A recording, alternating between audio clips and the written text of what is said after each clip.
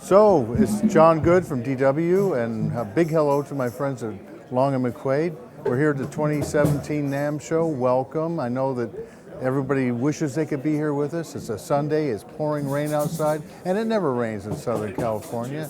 But today is special because I've got all these cool things to show you. I have to tell you a fast story. I know it's going to get long, and I don't want it to be, but I went to Bolzano, Italy, okay? Bolzano is just at the base of the Dolomite Mountains, and the Dolomite Mountains are right next to the Alps. A little geography lesson here.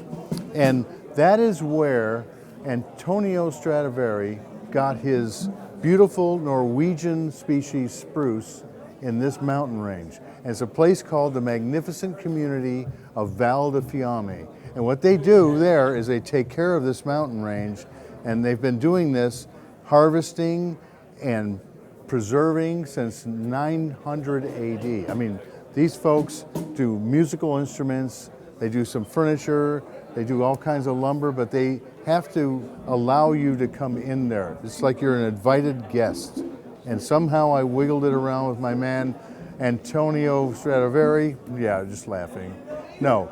Renzo Calastri, who actually, hooked this all up for me. I buy a lot of exotic woods from him there.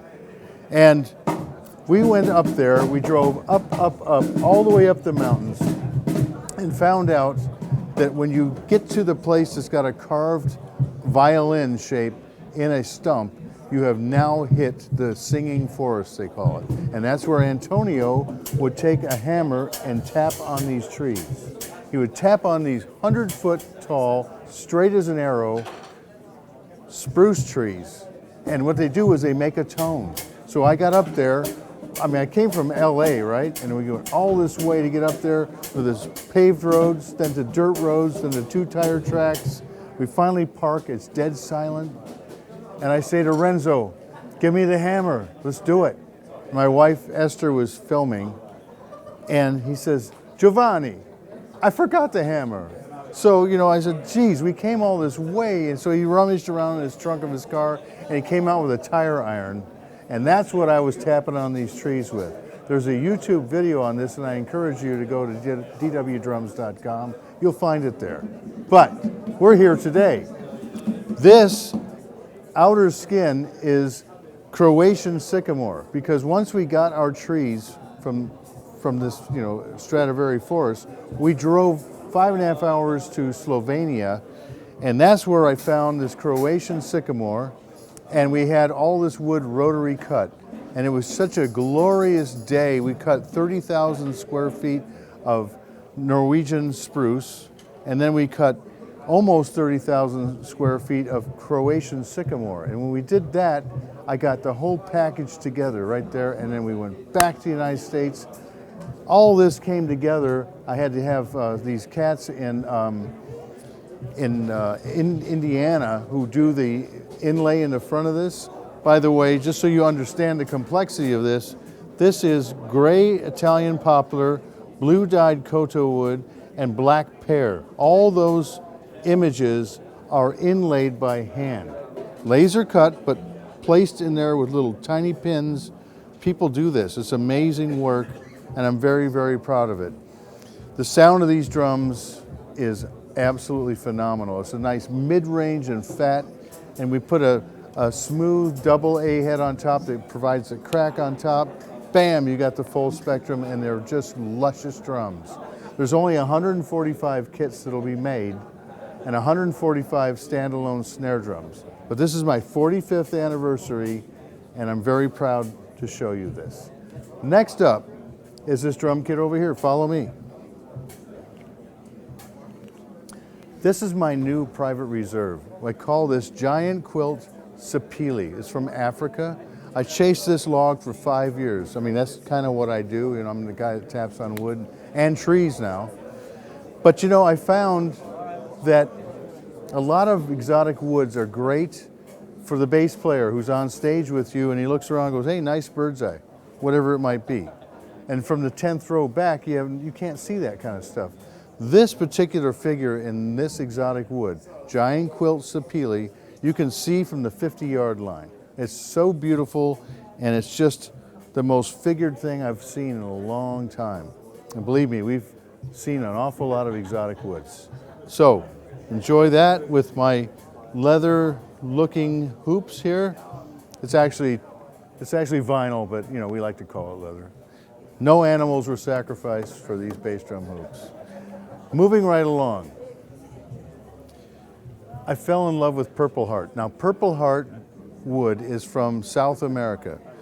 This is a South American, beautiful, huge log that I got, and we've got it in-house now, and it's not, none of these species are endangered at all. So we only use certified woods here at DW. This is a vertical veneer on the outside, as we call it VLT, vertical low timbre. Every ply is Purpleheart. This encompasses all the frequency values from top, middle to bottom.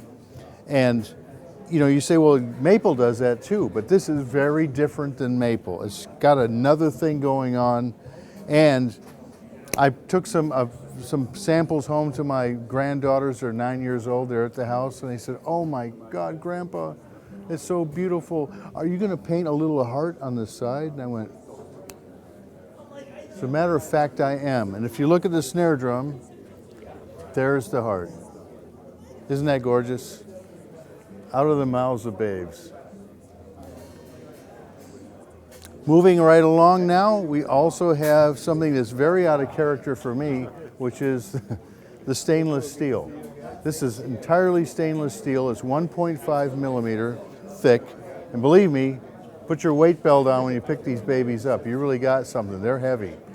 But we take that 1.5, we roll a 45-degree bearing edge, which kind of creates a little bit of fatness for a contact with the head. Being a thin shell like that, and this bearing edge, when you play these drums, they're huge, fat, and really low timbre, and they don't sound like what you would think a stainless steel drum set would sound like, but man, are they great. It was Abe Laboriel and Jason Bonham who got me into doing this whole thing, and I thought I'd never like it. I love these drums. They come in a variety of sizes to fit everybody's needs. So that's our stainless steel. Over here, we have a great PDP kit that is, you know what, I've really warmed up to these wooden hoops on this kit right here. This is a small kit in our Concept Maple line, and believe me, when you play these drums, they sound about 3 times bigger than they actually are right here. So check them out at your local Long and McQuade. Now we're going to finish up over here where we are going to look at our new Icon snare. Now, many years ago, I worked for Frank Zappa, and I had a great friendship in Frank. I was a drum tech back in 1982 on a tour with him, and we became close. And I wanted to honor Terry Bozzio, and I didn't exactly know how to do it without creating an icon. What's Terry's icon? I mean, Terry's such an incredible man, incredible drummer. We're all so lucky to have his talent. So I thought, you know what? Frank wrote a song for Terry Bozzio called The Black Page. And so I replicated the transcription of The Black Page.